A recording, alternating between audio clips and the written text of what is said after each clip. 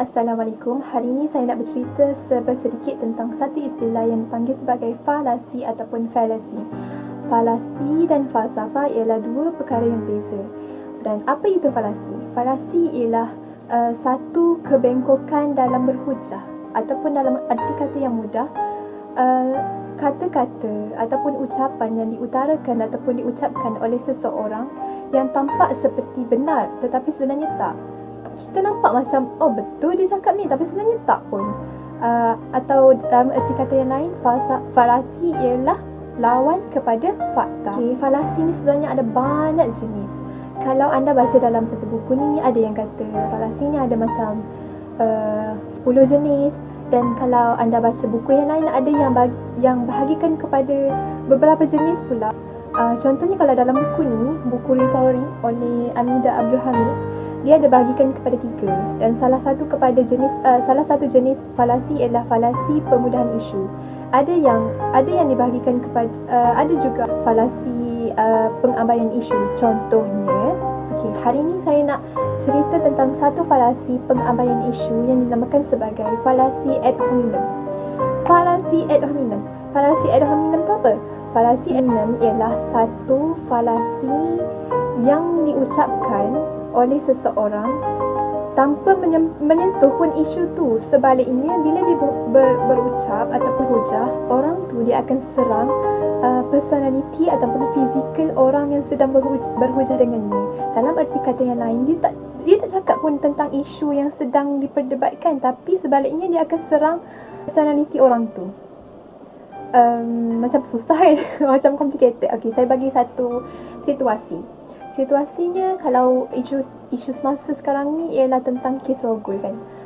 Contohnya sekarang ni kita bercakap dalam konteks jangan salahkan mangsa Rogol.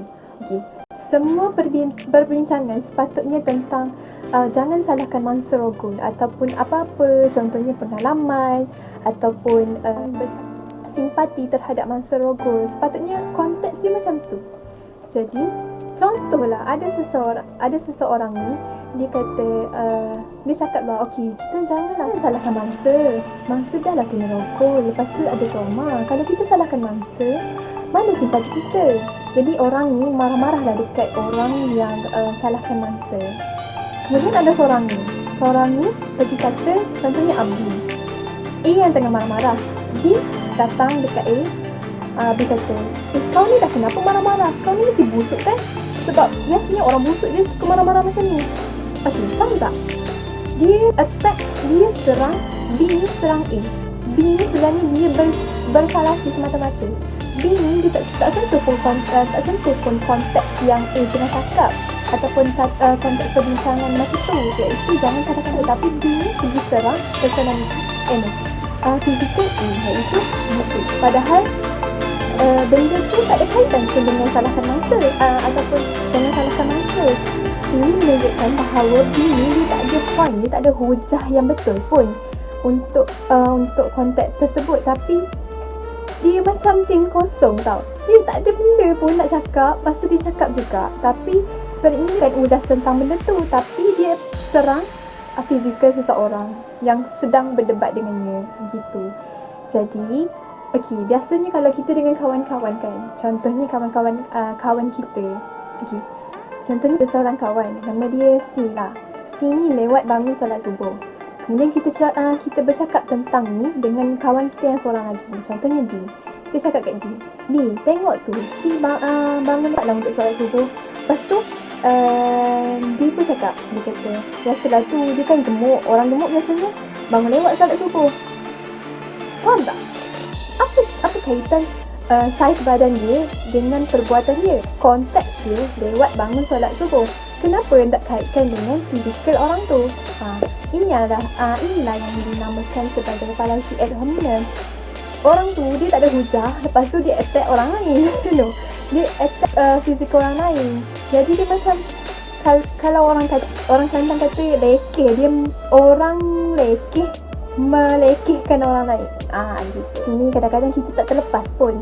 Kalau kita bercakap dengan kawan, okey lagi lah, sebab kadang-kadang dia benda tu casual kan. Tapi kalau kita bercakap dengan public, ataupun contohnya dekat social media ataupun dengan orang yang bijak, kita kena hati-hati tau. Kita macam saya sendiri, saya takut sangat kalau saya ni tiba-tiba kata-kata saya ni sebenarnya falasi semata-mata. Kalau orang bijak ataupun orang yang mengaji tentang hal ni, dia akan tahu ucapan orang tu ialah fakta ataupun hujah yang betul ataupun satu falasi semata-mata. Macam awak bercerita, awak bercakap dengan anda bercakap dengan pensyarah bahasa kan. Tapi konten anda ialah macam falasi. Jadi pensyarah tu perhati je dekat awak. Kenapa student ni bercakap tapi dia tak ada makna. Bercakap langsung, macam lack of something. Jadi untuk isu-isu yang berlaku di sekeliling kita ataupun di social media, kalau awak nak cakap tentang ataupun awak nak ulas tentang satu itu, lebih baik kalau awak tu tahu dulu ataupun arif dulu tentang satu isu tu. Kalau tak, nanti mungkin apa yang awak lontarkan ialah berbau falasi semata-mata. Tak, awak diam je. Tu lebih baik supaya kita ni tak nampak seperti tin kosong. Macam kita ni dah lah tak pandai. Jangan tunjukkan kita ni, jangan tunjukkan kita tahu kita tak pandai. Jadi jangan tunjukkan kita ni tak pandai apabila kita berkata-kata. Kalau kita tak pandai, kita usaha untuk jadi lebih pandai. Okey, itu sahaja daripada saya. Sekian untuk video kali ini. Jadi kita jumpa dalam video seterusnya, insya-Allah. Jadi terima kasih kerana menonton.